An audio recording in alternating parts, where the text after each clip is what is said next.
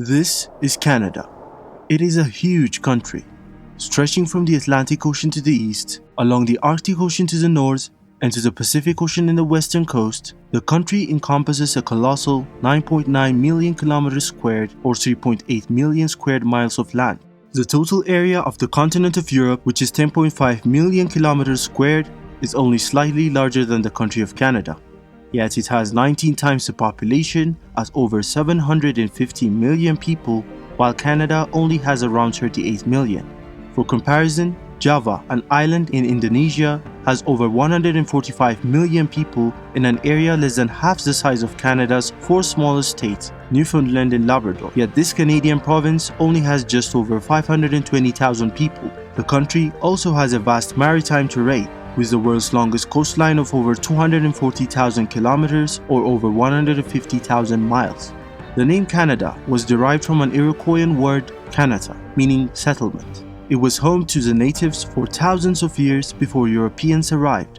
The Vikings were the first Europeans to arrive and make settlement, but the more impactful wave of European settlers came in the 16th century and onwards.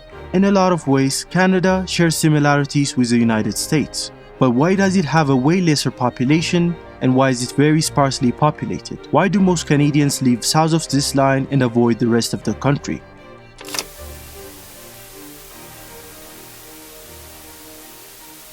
So, what are the reasons most of Canada is empty? Is it because of the cold? Well, yes, obviously, but that's not the only reason.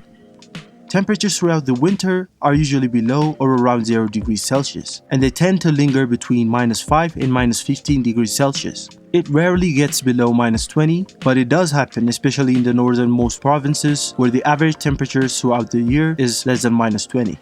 But that cannot be the only reason for the sparse settlement of Canada. I mean, look at some Russian settlements in the same latitude. They have much more people than Canada does. So we can assume it's not just the cold, because Russia is a very cold place itself. If not the cold, then what is it? Well, half of the country is covered by what's known as the Canadian Shield, which is a layer of exposed rock with soil not suitable for farming. And due to this arrangement, having a huge settlement in this region of the country was not sustainable, because without the ability to produce food, populations weren't able to thrive. That's why majority of the Canadian population lives near the border with the USA, because those areas aren't in the Canadian Shield, making large-scale farming possible. The main thing that sealed the fate for this portion of the land being settled compared to other regions of the country is the ease of access for ships via the St. Lawrence River. For centuries, this was the easiest way to sail and explore the American interior. Consequently, this is where we find the major Canadian cities of Montreal and Toronto, which also explains why 60% of the population lives in the states of Ontario and Quebec. In fact, 50% of all Canadians live just south of this line. There's also the effect brought by the Great Lakes, Lake Ontario, Lake Erie, Lake Huron, Lake Michigan, and Lake Superior. They are so huge, they act the same way as seas do, by helping in warming the coastline during the cooler months and cooling the air during the increasingly hot summers, making it further more attractive to settlement than, for example, Eureka, which is the northernmost and coldest city of Canada. All these favorable factors in the south explain why the population near the coastline and the southern border exploded in just a century. This shows that the size of a country can be very deceiving, and not all land is good land to settle.